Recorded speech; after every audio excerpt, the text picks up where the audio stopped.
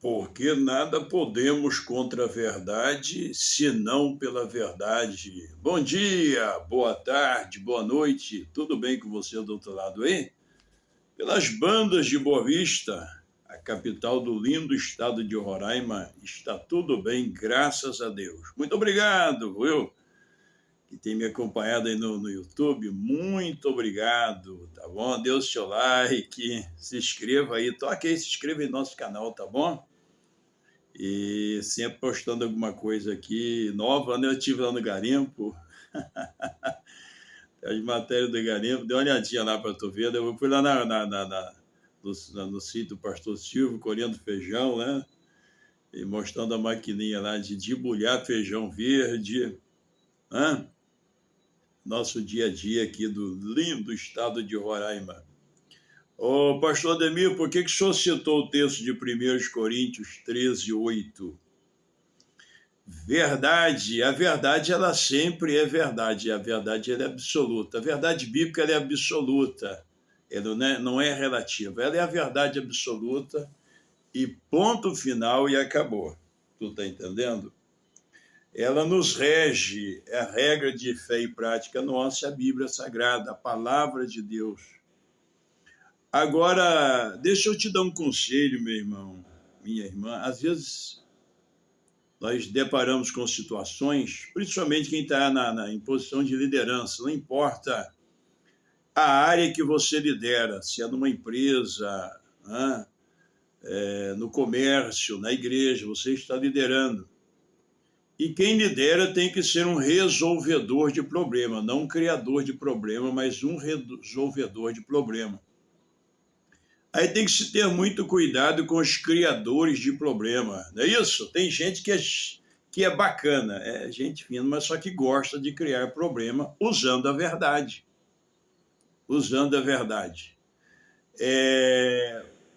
A gente observa bem a Bíblia Sagrada, Jesus disse lá, e eu até marquei aqui, São Mateus capítulo de número 5, versículo 37, Jesus disse assim: seja, porém, o vosso falar sim, sim, não, não. Porque o que passa disso é de procedência maligna. Então, a gente tem que lutar pela verdade bíblica e viver essa verdade de forma clara. Jesus disse que a vossa luz brilhe diante dos homens. Então, muitos estão nos observando e tem gente que diz assim, não olha para mim não, olha para Jesus. Mas Jesus que diz que as pessoas têm que olhar para nós e ver o nosso bom testemunho, as nossas boas obras e glorificar a Deus. Lá em Atos dos Apóstolos, no capítulo de número 2, quando você chega no versículo 42, o que você já deu lá? Né? E perseveravam na doutrina dos apóstolos, na comunhão, no partir do pão, nas orações, em cada alma havia temor. É isso? Temor. Temor é profundo respeito a alguém, né? E o que está escrito lá em Eclesiastes, lá pertinho já do final, está escrito assim, Salomão disse, temes a Deus e guarda os seus mandamentos, porque esse é o dever de todo homem. Então, tudo que a gente for fazer na vida tem que ser com temor. Temor de Deus. Temor a Deus. Como é que Deus está vendo esta minha atitude? Que eu estou fazendo, eu estou julgando um caso, estou julgando um fato. A gente vê muita empresa de segurança, né? O camarada faz um curso de segurança. Meu Jesus, o camarada ele é segurança, já pensa que é da polícia, né? E você sabe que a polícia militar ela é preventiva, não é para estar maltratando ninguém, não. Quando João Batista apareceu João Batista pregando o deserto da Judéia, dizendo ao povo, arrependei-vos. Você viu lá quando os fariseus fizeram a pergunta, o que a gente faz, irmão? Aí veio os saduceus.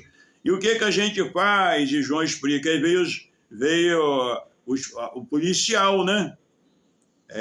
Aí chegaram, e nós que faremos? Aí João disse assim, olha, a ninguém trateis mal, não aceite denúncia falsa, e esteja contente com o vosso salário, né, com o vosso soldo. A corrupção está aí solta, não é só no Brasil, não, no mundo, né, a corrupção. E está aí aqueles que eles corrompem, estão os corrompidos. E o corrompido é pior do que o que corrompe, não é isso? E o que está lá no livro da lei? Êxodo 23, suborno não aceitará. O suborno cega quem tem vista e perverte direito de pobre, não é isso? Então, mas vamos lá ao raciocínio aqui, né? Nós somos irmãos, somos cristãos. Eu estou aqui, isso é um canal missionário, né? Eu trato vários assuntos, trago algumas matérias no sentido humano, mas esse canal é um canal missionário. Então, veja só, meu irmão. Lá em Provérbios, no capítulo de número 6, Provérbios, capítulo de número 6, versículos 16 ao 19, sabe o que está escrito? Claro que tu sabe que tu já leu. Se não vou ler, você vai ouvir agora e leia depois.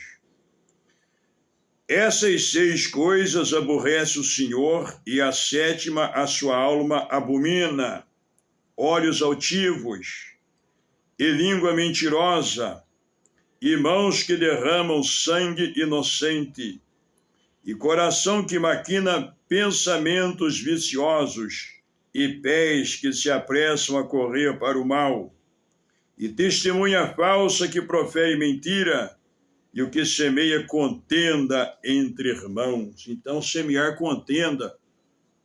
Levítico 19, versículo 6, está lá na lei, né? O que está escrito lá? Não ande como mexeriqueiro no meio dos vossos irmãos. Mas eu estou falando a verdade, mas espera aí. A verdade tem a hora certa de te falar a verdade.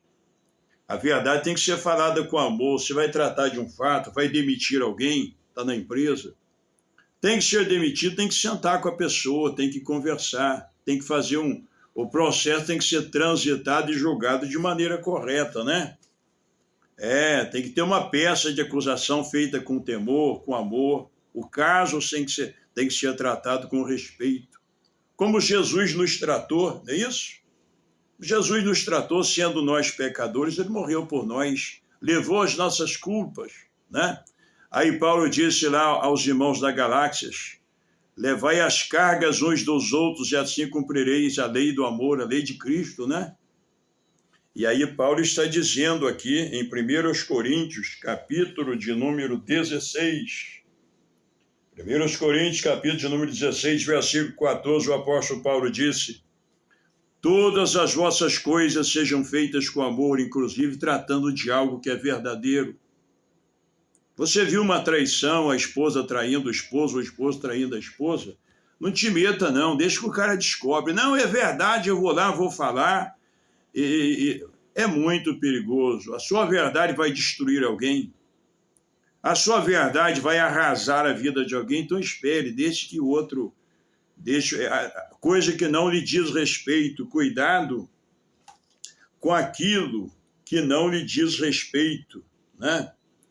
E a gente viu no Brasil, houve no Brasil, né, anulação de julgamento. Por quê? Porque o processo foi um processo, não, era um processo verdadeiro, mas quem estava conduzindo o processo provou-se que tinha a intenção de se promover em cima daquilo. Foi a Lava Jato no Brasil, tu te lembra? Então hoje a gente está vendo o resultado aí daquilo, né? Mas era verdade, a corrupção fez isso, fez aquilo, roubou. Peraí, qual é a função do Ministério Público? Né? Recebeu denúncia, tem que averiguar, tem que investigar, está correto, é procedente a denúncia, então faz-se tudo e oferece denúncia. O Ministério Público vai oferecer denúncia à Justiça. E vai ter os juízes aí, assessorados, que vão julgar a coisa. Você viu? Nós temos um fato no Brasil que é do presidente Lula, né? Aqui eu não estou aqui para defender ninguém, nem falar de política, mas a gente viu como ele, sendo um velho, como foi tratado naquele caso de Lava Jato, né? E teve lá no Foro de Curitiba, o Ministério Público querendo aparecer, denunciando para a mídia tudo. Senhores, né? Não estou aqui dizendo se erraram ou não erraram, mas não era daquela forma que se conduzia um homem, né? Acorrentando o indivíduo, expondo o indivíduo para a mídia, né? Humilhando o advogado, e um dos advogados humilhados é o doutor Zenin, que hoje é ministro do Supremo, não é isso? E o juiz que era duro, era o pai da moralidade. Depois, né, chegou-se à conclusão que ele tratou de verdade, mas estava usando a verdade para se promover.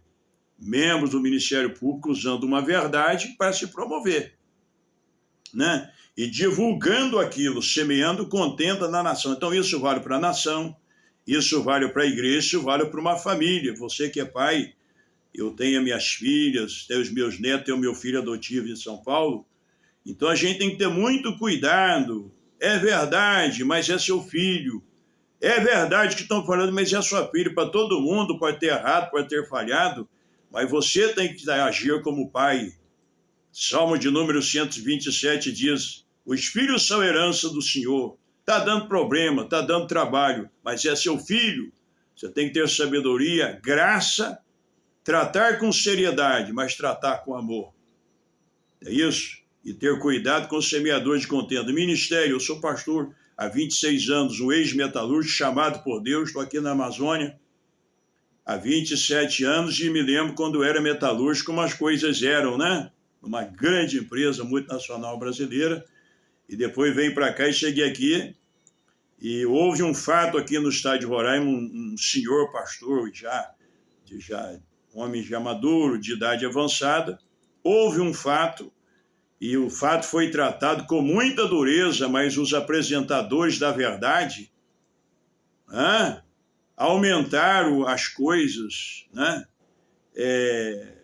E o que aconteceu? Não tiveram piedade de tratar do assunto, e aquele homem que era o líder, né, foi afastado, não levaram em conta a sua família, o tempo de ministério que tinha, e aqueles que diziam que estavam lutando pela verdade, estavam lutando era pelo poder. Então tem muita gente, e eu estou defendendo a verdade. O que ele está falando é verdade, mas ele quer se promover em cima da verdade. Cuidado com essa gente. Eles são mais perigosos do que os mentirosos. Eles ficam caçando problema e caçando verdade. Só que o interesse deles não é a comunidade. É poder, é domínio. Não são líderes, né? Não são líderes, porque o verdadeiro líder é aquele que sofre, que está disposto a sofrer. O verdadeiro líder é aquele que está disposto a andar sozinho, mas não faz as coisas para prejudicar e nem para agradar, mas julga com equidade.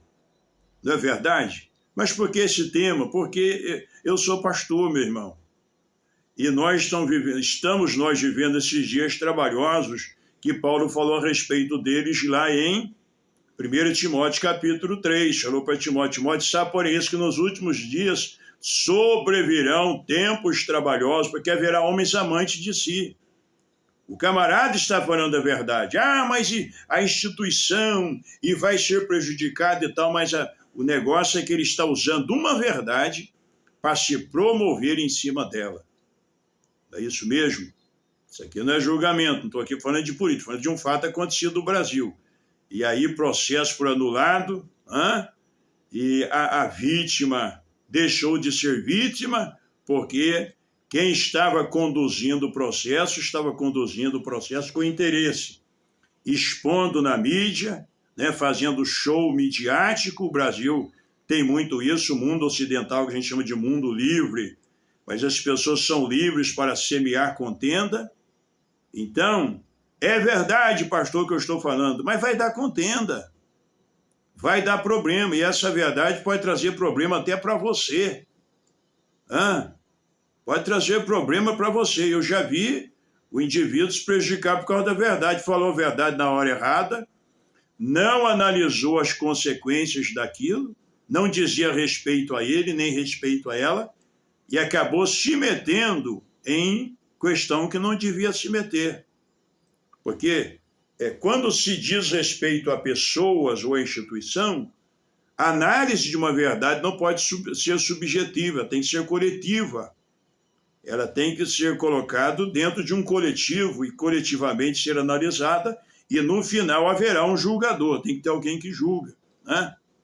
Mas o processo, o que diz? Até a lei diz que um processo tem que ser transitado e julgado. É por isso que, em certos casos, a Constituição brasileira fala do tribunal de júri. Há um júri ali junto com o juiz, não é isso? Pessoas bem-quistas na sociedade, né? Desses crimes bárbaros que vai para o tribunal de júri. Porque até o juiz ele tem que ser imparcial no julgamento. Então, nós não podemos julgar, né? Então, vamos sermos vigilantes, defendermos a verdade bíblica. A Bíblia, você não precisa defender a Bíblia. A Bíblia é para nós vivermos ela, né? Ah, mas eu faço uso da apologética. Eu tenho que defender essa verdade. Não, viva a verdade, as pessoas estão vendo. Se você viver a verdade, as pessoas vão ver. Tu te lembra quando Jesus morreu? Houve escuridão, o sol escureceu, a terra tremeu, o véu do templo foi rasgado, e o comandante, ali o centurião comandante, o que ele gritou quando Jesus deu o brado? Ele gritou dizendo, verdadeiramente, esse homem era o Filho de Deus. Tu está entendendo? Então, aconteceu isso, né? A verdade apareceu. E quando Jesus ressurgiu, Jesus não foi dar susto em Herodes, não foi lá ajustar as coisas com Pilatos, né? Por causa da mentira sofrida, não. Jesus se manifestou aos discípulos que andaram com ele até o último momento, né, que esteve com ele. As mulheres simples, né, foram ao sepulcro, que Jesus já apareceu, aqueles que o serviam, aqueles que o seguiam desde o começo. Então Jesus não veio para poder assustar ninguém, não ressurgiu e não foi aparecer em Jerusalém. Não é isso, não? Ele falou, quando ele aparece lá e diz à banda, vai, diga a Pedro aos demais que eu vou para Galileia, para eles irem para lá, que eu vou adiante deles para Galileia.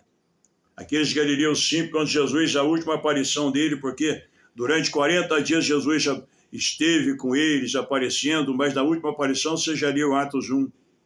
E Jesus levou eles fora da cidade, deu instruções e foi subindo lentamente aos céus, até que uma nuvem o cobriu. E aí aparecem os dois anjos ali. Qual foi a pergunta dos anjos? Varões galileus, homens simples, região da Galileia, região de gentios, né? Pessoa simples, mas o anjo disse, varões galileus, por que estáis olhando para cima? Esse Jesus que dentre vós foi recebido agora em cima nos céus, ele há de voltar assim como para os céus o vistes ir. Então, meu irmão, continue amando a Jesus, servindo a Jesus e não te meta em questão alheia, né? Deixa as coisas, ore, ame de verdade.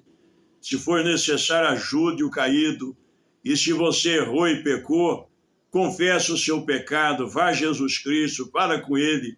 João escreveu, filhinhos, não pequeis, mas se porventura pecardes, temos um advogado junto ao Pai. Jesus Cristo justo, ele é a propiciação pelos nossos pecados, e não só pelos nossos pecados, mas pelo pecado do mundo inteiro. Não é verdade? Então, meu irmão, vivemos esses dias que as pessoas estão usando a verdade, falam até a verdade, mas com o intuito de se beneficiar em cima da verdade e jogar na cova aquele que cometeu um erro. Não é isso? Isso aqui não é julgamento, mas é uma reflexão. Estamos repetindo uma reflexão juntos, né? Deus abençoe a sua vida. Continue firme. Continue amando a Jesus, servindo a Jesus, pregando a palavra. Não tem ninguém vendo o que eu estou fazendo, tem sim, Jesus está vendo. 1 Coríntios 15:58, o apóstolo Paulo disse, no demais, irmãos meus, sede firmes e constantes, sempre abundantes na obra do Senhor, sabendo que no Senhor Jesus Cristo o vosso trabalho não é vão. Deus abençoe sua vida. Obrigado por nos acompanhar. Continue orando por nós, porque do lado de cá nós estamos orando por você. Um abraço. Fique com Deus e a paz do Senhor.